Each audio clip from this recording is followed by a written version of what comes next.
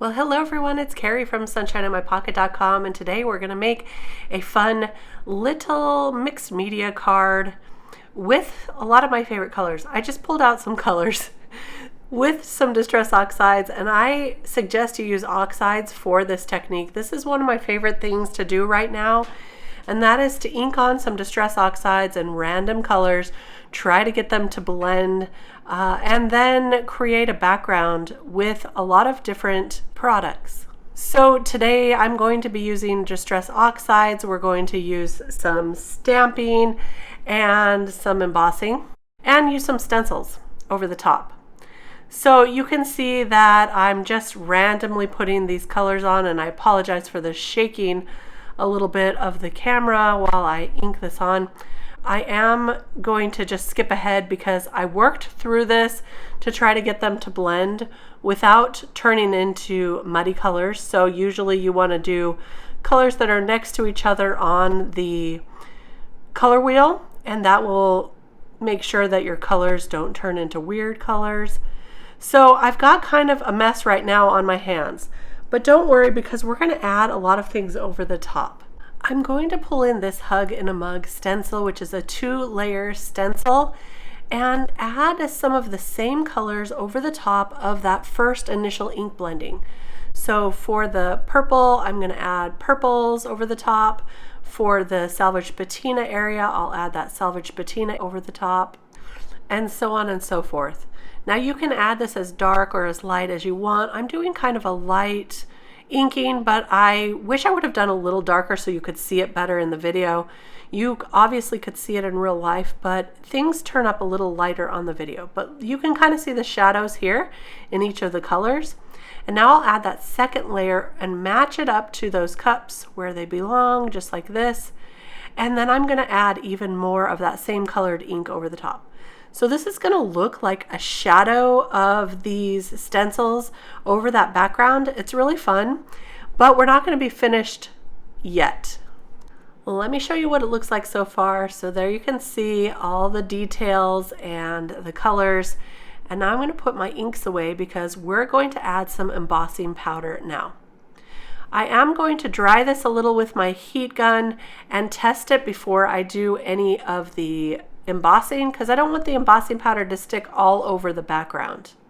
So to do that, I sprinkle a little bit of embossing powder over the panel and just make sure it's not sticking. So I'm bringing in the coffee ring stencil now, which is really great because not only does it look like coffee rings, but also some splatters. I'm just going to go right in with the VersaMark sticky ink right through the stencil. I'm not being too careful because it doesn't matter if this is perfect. It's going to look cool no matter what. So once I have that, I'm going to open up my paper and add the white embossing powder over the top to stick to those rings and the splatters. Doesn't that look cool? So we'll heat set that, and that's going to be our background with multiple layers, and it's going to add some interest to our card. Once we have the background done, it's time to focus on the focal point of the card. I'm bringing in a few different sets from Missing Stamps. This one is Caffeinated Critters, and I really wanted to use that little capybara with the coffee cup or hot cocoa cup, whatever you want it to be. I'm going to stamp him out with some Copic friendly ink and color him up with some Copic markers. I'm using different shades of teals and browns kind of to match that background.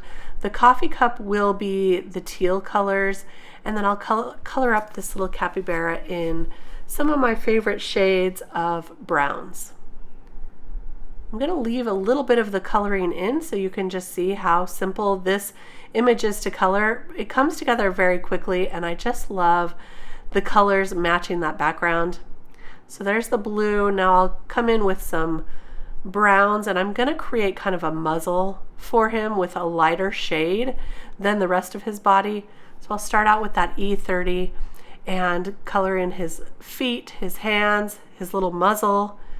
Then I'll go in with some of the darker colors. This is E31 just to darken up that muzzle a little bit and the feet and the hands. And then I'll blend that through and start coloring the rest of the image with some of my darker E shades. This one is the E37. So I'm going to stick with the E30s family for this coloring today, make it nice and simple on myself. And you can see those colors. E35 is my next color. You can see them up on screen. Hopefully I'm going to keep those in screen for you. And I just go with my favorite way of coloring, which is to start with the darkest, bring in the lighter colors and blend them all through, and then come back in with some of the darker shades to add a little more contrast if I think it's needed. So I'm going to work on this capybara for a few minutes here, and then I'll go ahead and color his head as well with those same shades of brown. I'm also going to bring in a little bit of pink for his ears, but it's pretty simple coloring today. I like bringing in multiple shades sometimes just to add more contrast. So today I have 4 or 5 different shades that I'm using. And I think he's starting to look really cute.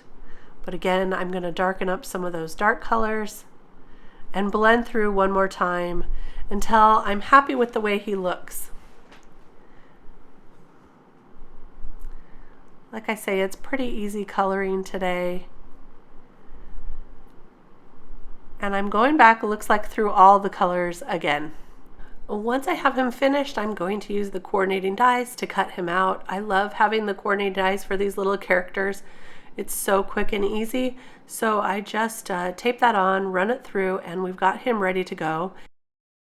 There are some great sentiments in this stamp set that you could use that go really well with this stamp.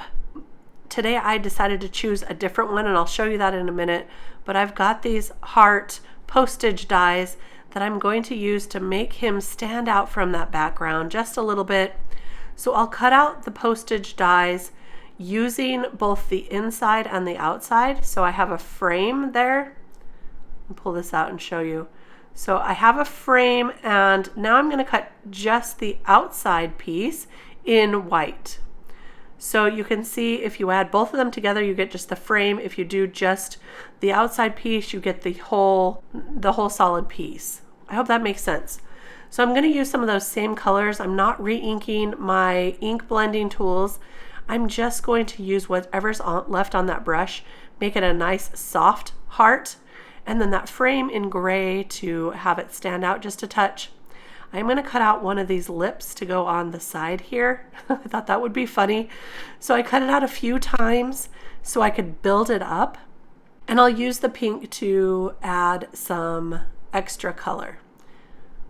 I'm just going to glue those together using liquid adhesive to make it be a little more dimensional.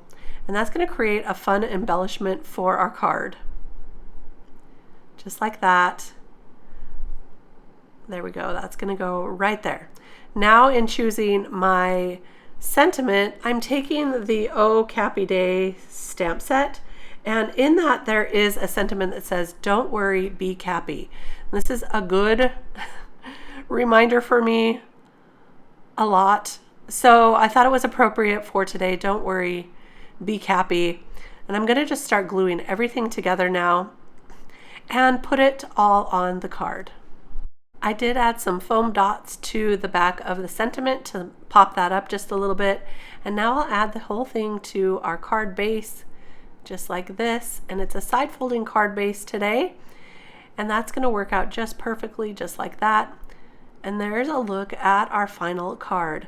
Look how fun that background is with all the texture from the embossing powder and the details with that 2-layer stencil. I hope you enjoyed how this turned out today. It was really fun. I think it would be fun in fall colors too. I thought of that after I finished the video, of course. Anyway, if you love this video, give it a thumbs up. Thanks so much. It really helps with our channel, and I'll be back real soon to share more cards. We'll see you then. Bye-bye.